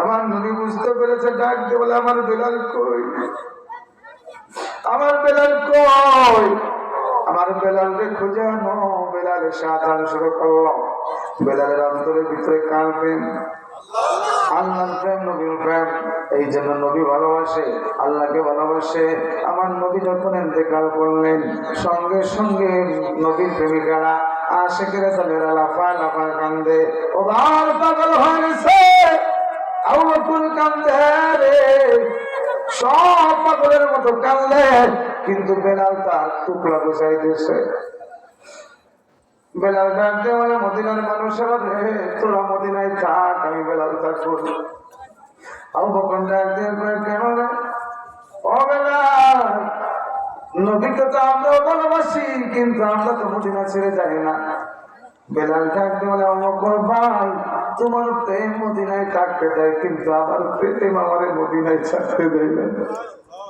আমি মদিনায় থাকবো না হযরত বেলাল টুকরা গোছাইয়া কাপড় চোপড় নিয়ে মদিনা ছেড়ে বিদায় হয়ে গেল 6 মাস পরে আমার পয়গম্বর স্বপ্নের ভিতরে ডাক দিয়ে বলতেছে বেলাল রে তুই কি জুলুম করো তুমি কি জালেম হয়ে গেলা 6 মাস হয়ে গেল আমার রওজার পাশে আসো না বেলাল রে তোর কথা শুনতে আমার মন চায় আয় বেলাল আয় আমার রওজার পাশে তুই একটু আসবি আল্লাহু আকবার হযরত বেলাল রাদিয়াল্লাহু আনহু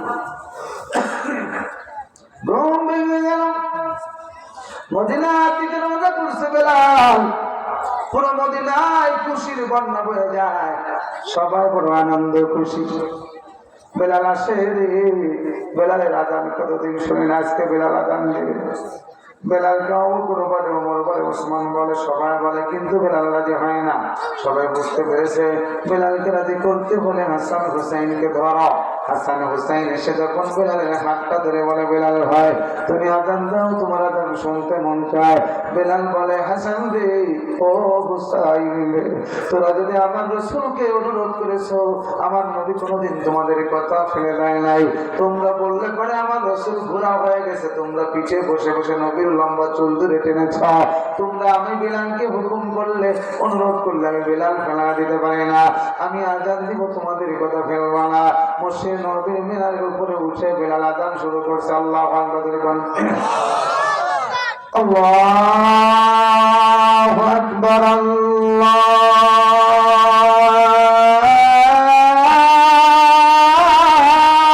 আকবার। যিনি ঘুমায় আছে ওরকম কি ফজর হয়ে গেল না? ঠিক সামনে আল্লাহু আকবার, আল্লাহু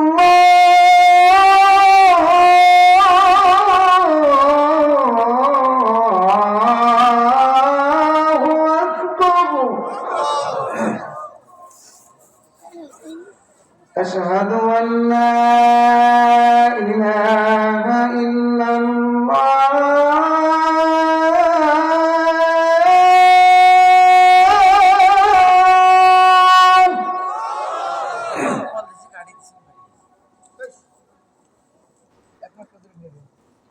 أشهد أن لا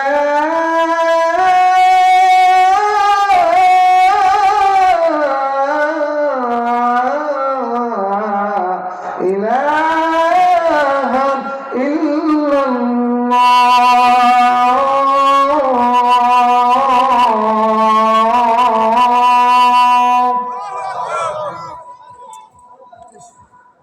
أشهد أن محمد رسول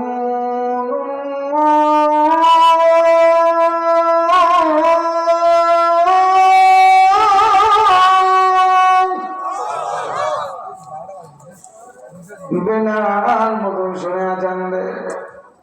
হঠাৎ যখন আশহাদু আন্না মুহাম্মাদুর রাসূলুল্লাহ বলছে, রে নবীর নাম মুখে উচ্চারণ করার সঙ্গে সঙ্গে নবীর চেহারা মুবারক বেলালের অন্তরের ভিতরে ভেসে উঠছে।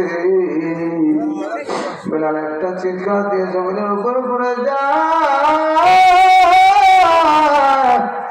আর আজান দিতে পারে না। অন্য একজন এসে আজান কমপ্লিট করে। আমার ভাইরা, ও নবী বাবারা, ও আমার যুব সমাজের ভাইরা রে, নবীকে ভালোবাসলে বেলালের মতো ভালোবাসা লাগবে। রাজি আছি না নাই? আজকে নবীর আশেক পাওয়া যায়, নবীর আশেকের অভাব নাই। নবীর আশেকের দাবি করে বাংলার জমিনে কত ভণ্ডামি হয়। অনেক ভণ্ড পীরের মাজারে দেখবেন নবীর আশেকের নাম করে উরুস দেয়, মহাপবিত্র উরুস শরীফ হয়। ওই উরুসের ভিতরে নারী পুরুষ একসাথে নাচানাচি করে বিচার গান গায়, আছে না? মহাপবিত্র উরুস শরীফ, যেই মঞ্চের ভিতরে নারী আর পুরুষ একসাথে দলাদলি করে, বিড়ি খায়, গাঁজা খায়, এমন মাজার নাই? এমন বন্ধের দরবার আছে না? বাবা, তোমার ইমানের বলতাম, বন্ধের কাছে যাই ইমান নষ্ট করবে না। রাগ উঠতেছে? আচ্ছা, আপনার দিকে কি বলে? নারী পুরুষ একসাথে পর্দা করে, নাচানাচি করে, জারির গান, বিচার গান, বাউল গান গায়, এটা কি পবিত্র উরুস না অপবিত্র উরুস? খালি তো বেশি কথা বলেন, আপনারা তো খালি বেশি বলেন। আপনাদের ওয়াজ শুনলে, কোরআন শুনলে, আপনাদের বয়ান শুনলে মানুষের দিল নরম হয়, চোখে পানি আসে। আমাদের গান শুনলে, আমাদের মুর্শিদি গান শুনলে পারে আমাদের উরুসের ভিতরে তো মানুষের চোখে পানি আসে, দিল নরম হয়। কথা ঠিক কিনা? আমি বললাম কথা তো ঠিক আছে। সব পানি দিয়ে যদি সিরা ভিজায় তাহলে কি সিরা ভেজে? কথা হয় না নাকি অলিপুরে ভেজে না? পানি দিয়ে যদি সিরা ভিজায়, সিরা ভেজবে? আবার যদি আরেকজন মুইতে দিচ্ছে, পিসাব করছে, পিসাব করে যদি সিরার ভিতরে যায়, ভেজবে? তো পানি দিবার করে যে পিসাব করলো ভেজে, তাহলে পিসাবেরটা কেউ খাবে? কেন খাবে না? না পাক, হারাম, গন্ধ। তো ওয়াজ করলে পরে চোখে পানি আসে, কোরআন শুনলে চোখে পানি আসলে পরে জান্নাত ওয়াজিব, জাহান্নাম মাফ। সুবহানাল্লাহ হয় না? আর গান শুনে যদি কান্দে, কতজন আছে সিনেমা দেখে কান্দে। আমি একদিন দেখি এক মুরব্বী সিনেমা দেখে আর কান্দে। আমি কি অবস্থা আছে, আপনি কাঁদলেন? চার দোকানে বসে বসে, তাই হুজুর নায়কের মা মরে গেল, কথা বলে কেন? গান শুনে কান্না পরে সে জাহান্নামী হবে, আর কোরআন শুনে কান্না পরে সে জান্নাতি হবে। ঠিক কাজের গান। এই জন্য কোনো ভক্তের কাছে যাওয়া। আমি শেষ করে দেবো, বিরক্ত হচ্ছে না খারাপ। আমি একদিন আমার পার্শ্ববর্তী জেলা ফরিদপুরের পাশে, ওখানে একটা মাহফিল করে আসতেছি, আসার পথে হঠাৎ করে রাত 1টার সময় দেখলাম এই বাউল গান হইতেছে। তো মাইকের ভিতরে শিল্পী টান দিচ্ছে আল্লাহর নাম ধরে। আমার তো মনটা ভরে গেছে, কারণ আল্লাহর নাম শুনলে আমাদের ভালো লাগে। সুবহানাল্লাহ। শিল্পী বলতেছে আল্লাহু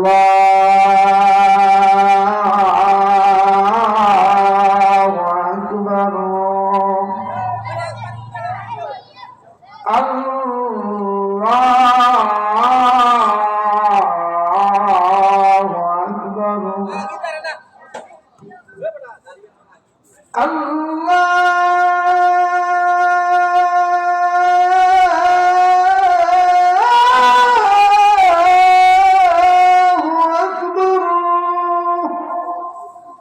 আমার তো মন খুলে গেছে, মন ভরে গেছে, কি সুন্দর আল্লাহরে ডাকে। কিন্তু পরে শয়তান কি কয় শুনবেন, ওই আমি মন মন্দিরে পূজা দেব, ওম শান্তি, ওম নম নম। কত বড় খারাপ শয়তান। পড়ব নামাজ দিল কাবায়, মসজিদ মন্দিরে যেতে বলো না আমায়, মসজিদ মন্দিরে যেতে বলো না আমায়। আল্লাহ আকবার করে ডাক দিয়ে এখনকার মন মন্দিরে পূজা দেব, আর নামাজ পড়বো দিল কাবায়। মসজিদেও যাবে না, মন্দিরেও যাবে না। কি মানুষ না শয়তান? ও নাস্তিক। বলেন ঠিক কিনা? এই জন্য ভাইরা আমার, বিভিন্ন ভান্ডার দল আপনাকে ডেকে আপনার ইমান নষ্ট করতে চাইবে, আবার বিভিন্ন মতের দল আপনাকে ডেকে আপনাকে বেঈমান বানাতে চাবে। আমরা কোরআনের পক্ষে থাকতে চাই। হক্কানি আলেম ওলামা যাদেরকে দেখলে আল্লাহ আল্লাহ রাসূলের কথা স্মরণ হয়, যাদের দরবারে গেলে বেঈমান ইমানদার হয়, যাদের দরবারে সুদখোর সুদ ছেড়ে দেয়, ডাকাত ভালো হয়, বেনামাজি নামাজি হয়, কোরআন পাঠ্য এখন কোরআন পড়ে, এই সমস্ত হক্কানি দরবারে গেলে কোনো অসুবিধা। আল্লাহ যেন আমাদের সকলকে আল্লাহর খাঁটি গোলাম হওয়ার তৌফিক দান করেন। সকলে বলেন আমিন। আপনার দীর্ঘ রাত পর্যন্ত কোরআন আলোচনা শুনলেন। আমি আপনাদেরকে একটা মেসেজ দিতে চেয়েছি যে প্রয়োজনে আমরা দ্বীন কায়েমের জন্য আন্দোলন করবো ইনশাআল্লাহ। প্রয়োজনে দ্বীন কায়েমের জন্য আমরা সংগ্রাম করবো। রাজি আছে না নাই? এই সমাজের যুবকেরা তোমরা রাজি আছো? নারে তাকবীর। আমি এখন মুনাজাত দিব, আপনারা মুনাজাতটা করে যাবেন। এই রাত 12টা পর্যন্ত 2 ঘন্টা আলোচনা করছি, কোনো মানুষ ওঠে নাই, আরো এসে পড়ছে। আলহামদুলিল্লাহ। কোরআন শুনলে এমনই কোরআন মজা লাগে, মজা লাগছে না? যা যাতে ইমানা। যুবকদেরকে একটা ওসিয়াত করবো, যুবক কোরআনে মাহফিল করছো, তুমি নামাজ পড়ো, নামাজ পড়ো, আর আব্বা আম্মার সাথে ভালো ব্যবহার করবো। খবরদার যুবকদের পায়ে হাত দিয়ে বলি, মা বাবার দিলে কষ্ট দিও না। মা বাবাকে কষ্ট দিয়ে পৃথিবীতে কেউ কোনোদিন কামিয়াব হতে পারে না। বলেন ঠিক কিনা? সাময়িক সময়ের জন্য অনেক সময় মনে হয় ভালো আছে, কিন্তু তার ভিতরে কিছু নাই, জ্বলে শেষ। সে শান্তিতে কোনোদিন থাকতে পারবে না। এই জন্য যুবক মা বাবাকে ভালোবাসবে, আব্বা আম্মার বাধ্য সন্তান হবে। মা বাবার দিলে কষ্ট দিবা? যুবক ভাইরা কত বলা, আব্বা আম্মাকে কষ্ট দিবে? বাংলাদেশের যুবকেরা বিশেষ করে বিবাহ করলে পরে তারা আব্বা আম্মার সাথে খারাপ ব্যবহার শুরু করে, মোর কথা শুনে মা বাবার সাথে বেয়াদবি করে। আছে না নাই? মা বাবার সাথে চোখ লাল করে। খবরদার, জীবনে কোনোদিন যা হোক কিয়ামত হয়ে গেল মা বাবার সাথে বেয়াদবি করবি না, ইনশাআল্লাহ বলো। আব্বা আম্মাকে যদি কষ্ট দিয়ে থাকো, মাফ চাবে, দেখবে সঙ্গে সঙ্গে আব্বা আম্মা তোমাকে মাফ করে দিবে। জোরে বলেন সুবহানাল্লাহ। কই বাবু মনে কি আর কিছু বলার আছে? শেষ করে দেখবে। সকলে ইস্তেগফার করেন, আস্তাগফিরুল্লাহ আল্লাহ। اللهم آمين. ربنا آتنا في الدنيا حسنة وفي الآخرة حسنة وقنا عذاب النار. رب ارحمهما كما ربياني صغيرا. رب العالمين. পরওয়ারদিগার মাবুদ মাওলা, আমরা তোমার গুনাহগার বান্দা, গুনার বোঝা মাথায় নিয়ে মালিক তোমার আলিশান দরবারে 2 খানা হাত উঠিয়ে ধরেছিল আল্লাহ। আল্লাহ তাকে দেখো, পশ্চিম শীতবাড়ি এলাকার পূর্বপাড়া আল ইসলাম ইসলামী যুব সংঘের উদ্যোগে আজকের এই মাহফিলে কত কত মানুষ এই প্রচন্ড শীতের ভিতরে মাথার উপরে কুয়াশার পানি, মাটির বিছানা। আল্লাহ গো, তোমার এই বান্দাদের কিন্তু ঘর বাড়ি আছে, বিছানা আছে, গরম লেপ কাঁথা আছে, সবকিছু পেলে আল্লাহ কত কষ্ট করে তোমার কোরআন শোনার জন্য গভীর রাত পর্যন্ত বসে আসছে। আল্লাহ, আমার মা বোনেরাও কোরআন শুনছে। আল্লাহ রাব্বুল আলামিন,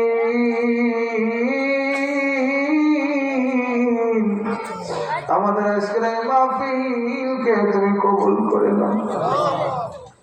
এই ছোট ছোট কিশোর বাচ্চাগুলো, যুবক ভাইয়েরা আমার কত কষ্ট করে মাহফিল আয়োজন করলো। আল্লাহ রাব্বুল আলামিন লক্ষ টাকার আয়োজন।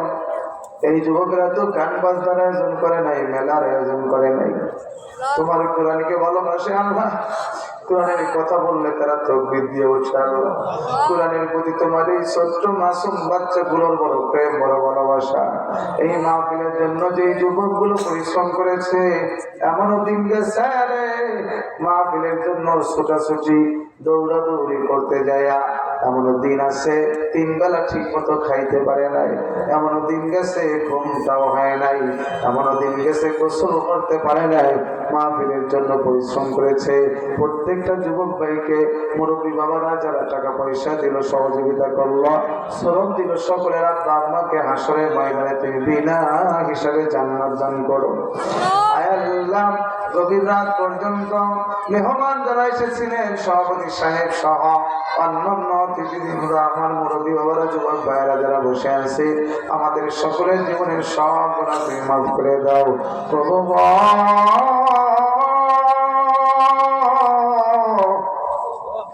এমন কোন মুনাজাত নাই মায়ের কথা তোমার বলি না।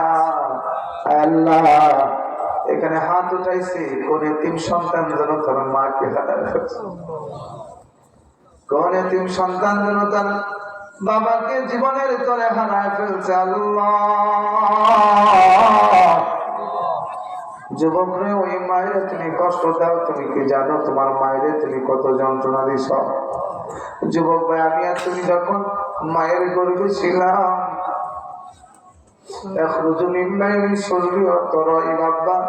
পৃষ্ঠদেশ আর মায়ের বক্ষ পাঁচের কলিজার ভিতর থেকে আল্লাহ আমাদেরকে বের করছে। মায়ের পেটের ভিতরে ছিলাম যখন 4 মাস বয়স হয়ে গেছে,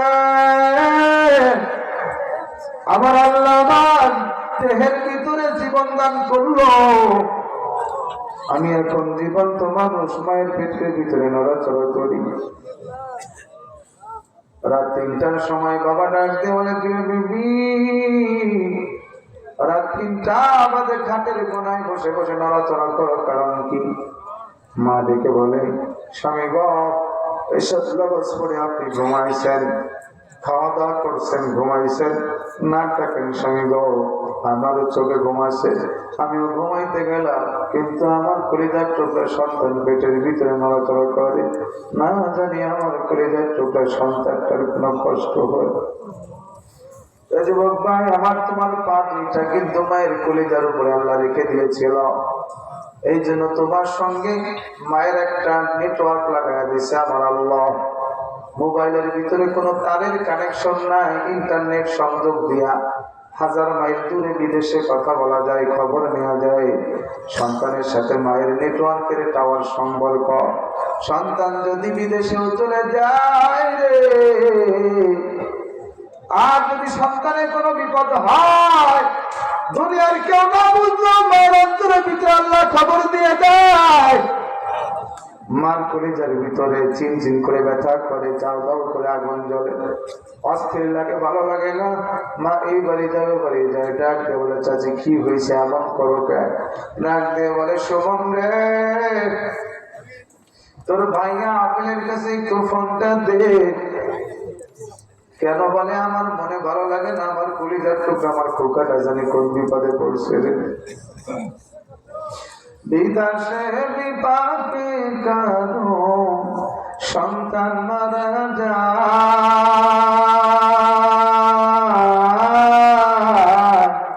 পশু পাখি না জানিলে আগে জানে মাওর মাঝি, মাঝি ভাইয়া যাও রে আকুল দরিয়ার মাঝে আমার বাগানার মাঝি ভাইয়া যাও রে। আমাদের পেটে সামান্য একটু গ্যাসের ব্যথা হয়, কোথায় ট্যাবলেট আছে, কোথায় ডাক্তার আছে, পাগল হয়ে যায়। আমাদের পেটে যদি সামান্য একটু পাথর পরে, সামান্য 100 গ্রাম 50 গ্রাম ওজন, তারপরে এটা অপারেশন করে বের করার জন্য পাগল হয়ে যায়। আর মায়ের পেটের ভিতরে জীবন্ত সন্তান নড়াচড়া করে বার করে দেয়, লাগতে দেয়, মা কোনোদিন বিরক্ত হয় না। আল্লাহ ওই দুঃখিনী মা কার যেন কবরে চলে গেছে, মাফ করে দাও। আব্বা যান নিজে না খায়, সন্তান রে খাওয়াইছে, আল্লাহ ওই বাজানকে তুমি মাফ করে দাও।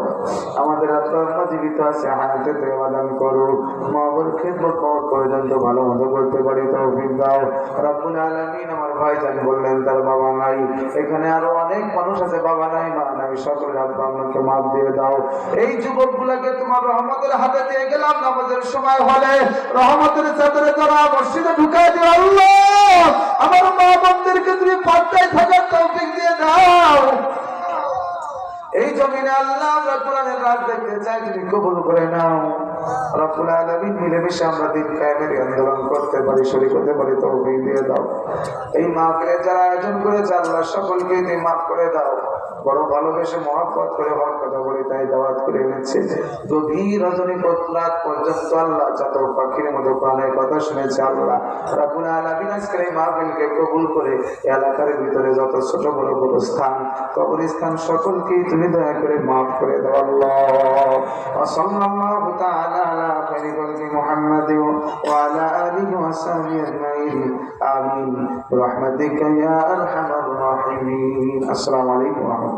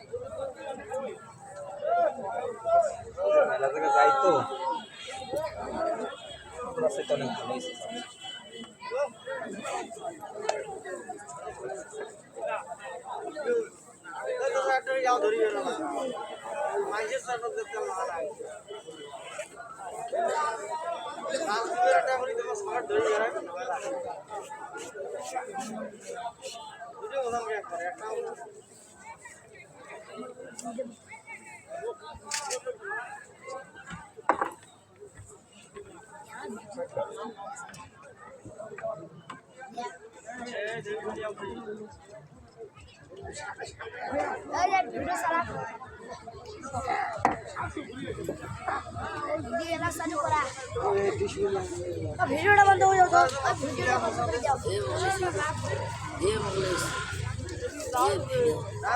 ভিডিও হয়েছিল ভিডিওটা